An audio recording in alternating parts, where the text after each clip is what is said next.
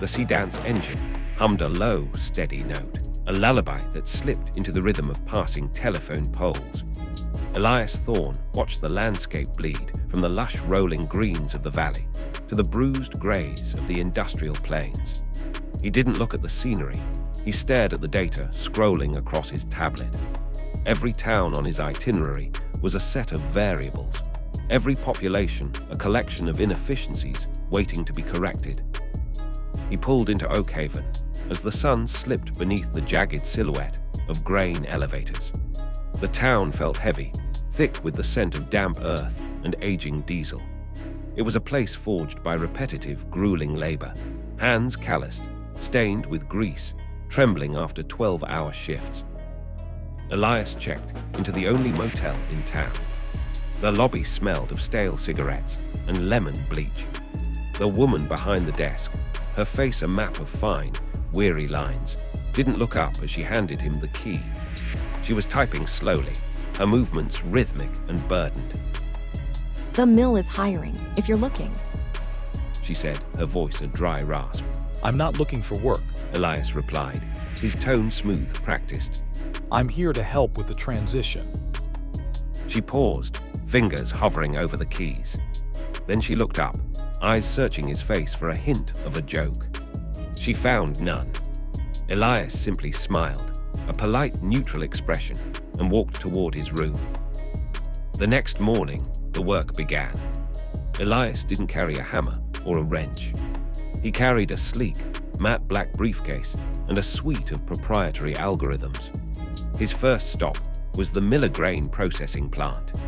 The facility was a cathedral of iron and steam, a place where the roar of machinery usually drowned out all thought. He walked through the floor, his eyes scanning not the machines but the people. He watched the loaders, their spines bent from years of lifting. He watched the sorters, their eyes squinting under harsh fluorescent lights. To them, he was a ghost in a well-tailored suit.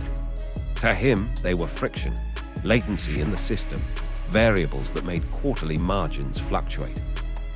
In the boardroom, the plant manager, a man named Miller whose skin looked like tanned leather, sat across from him.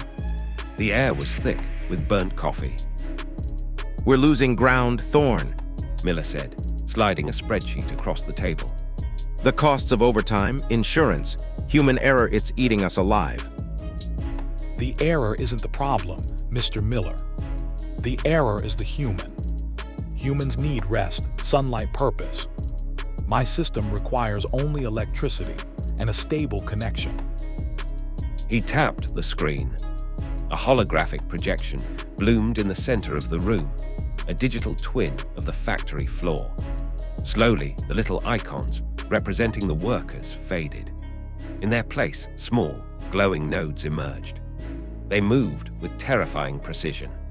They did not pause to wipe sweat from their brows. They did not look at the clock. They did not fatigue.